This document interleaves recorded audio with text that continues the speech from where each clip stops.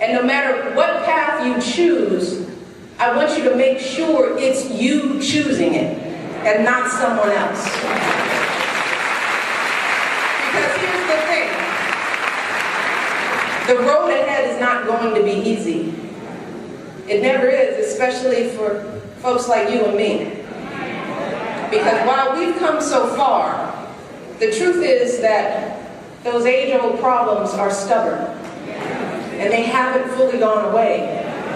So there will be times, just like for those airmen, when you feel like folks look right past you, or they see just a fraction of who you really are. The world won't always see you in those caps and gowns. They won't know how hard you worked and how much you sacrificed to make it to this day. The countless hours you spent studying to get this diploma.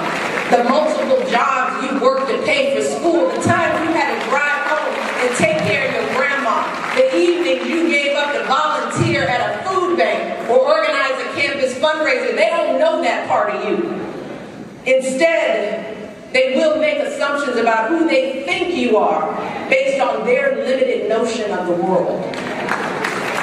And my husband and I know how frustrating that experience can be. We both felt the sting of those daily slights throughout our entire lives. The folks who crossed the street in fear of their safety. The clerks who kept a close eye on us in all those department stores. The people at formal events who assumed we were the help.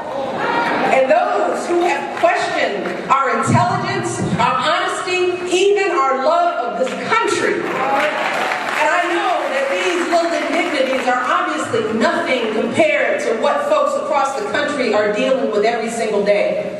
Those nagging worries that you're going to get stopped or pulled over for absolutely no reason. The fear that your job application will be overlooked because of the way your name sounds.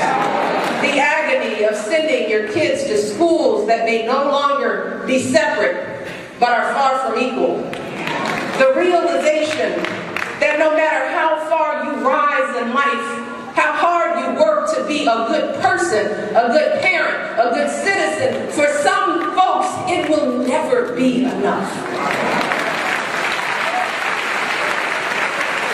And all of that is going to be a heavy burden to carry.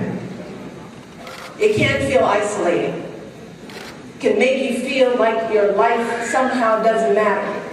That you're like the invisible man that Tuskegee grad Ralph Ellison wrote about all those years ago.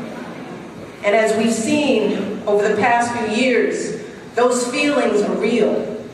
They're rooted in decades of structural challenges that have made too many folks feel frustrated and invisible. And those feelings are playing out in communities like Baltimore and Ferguson and